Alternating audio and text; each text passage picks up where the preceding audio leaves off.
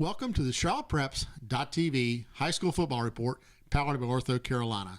I'm Trip Rokes, and this is Tim Winters, and we're here to talk about Week 4 of all the local football action. Tim, tell us about the big game up at Mallard Creek. Yeah, two big teams. Mallard Creek hosting Charlotte Catholic, a surprise Charlotte Catholic team, I think, for the most part this year. Strong offensive attack. And like many games in the area on Friday night, this one was suspended due to lightning in the area. But before the game was suspended, Mallard Creek built up an impressive 27-0 lead. Mallard Creek resumed their scoring last night, taking a 33-7 lead into the half. Charlotte Catholic tried to mount a comeback in the second half, led by junior running back Jared Anderson, who rushed the ball 26 times for 178 yards and 1 touchdown. Unfortunately for Cougar fans, Catholic could not overcome the deficit or the offensive weapon that is Mallard Creek's junior quarterback, James Smith, who finished 18 of 27 for 335 yards, 2 touchdowns, and 2 rushing TDs. Mallard Creek goes on to win 40-21. Another one of those Monday night matchups saw the Cuthbertson Cavaliers playing RDK at Knights Stadium. The Knights begin the game with a heavy dose of running. Josh German and Bryce McGinley led the Knights' attack.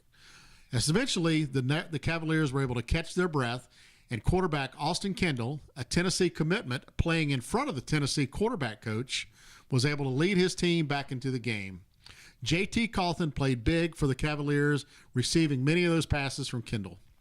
With the game in question, RDK reverted back to running the ball up the middle, and Josh German and Bryce McGinley once again put the game out of reach. Even though things looked over with, Kendall refused to give up and led his team on a last-minute touchdown drive, eventually scoring with only 2 seconds to go. A failed onside attempt led to a final score of RDK 35, Cuthbertson 31. Now, Tim, you had your eyes on another game over in Union County.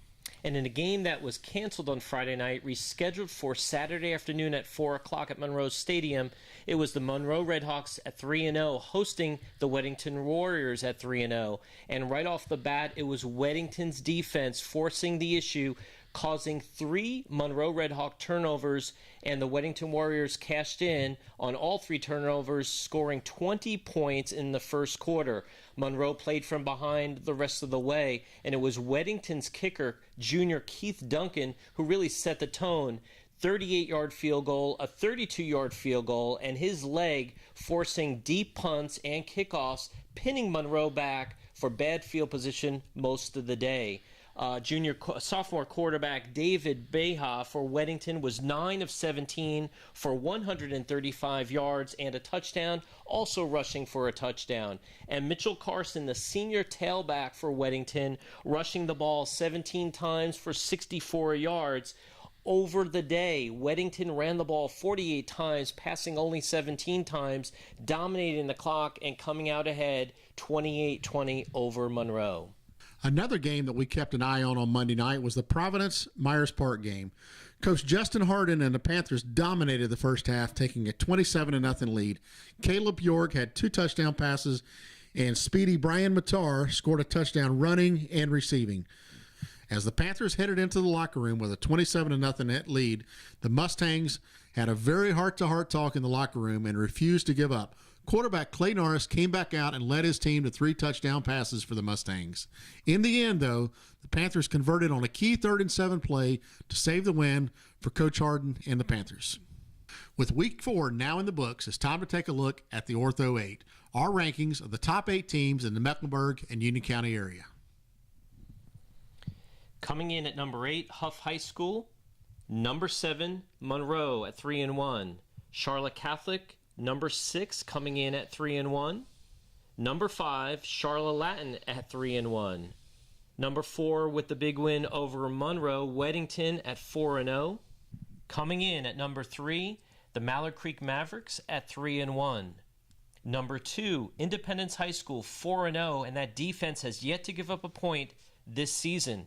And the number 1 team in the area, the Butler Bulldogs, 4-0 after coming from behind against Mount Tabor this weekend for the big win.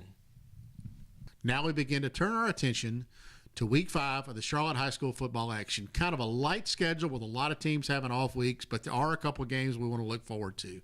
One of those involves Olympic heading over to East Meck. East Meck is now coached by Barry Shuford, who last year was at Olympic. So that's going to be an exciting game with a lot of subplots going on. Probably the biggest game in the area is one you've got your attention on, Tim. Yeah, you have the Huff Huskies coming off the bye week at 2-1, going against Independence High School, and Bishop Ford coming in for the Huskies. This could be one of the bigger threats that Independence defense has seen this year, which has a team that has not given up 1 point all season long.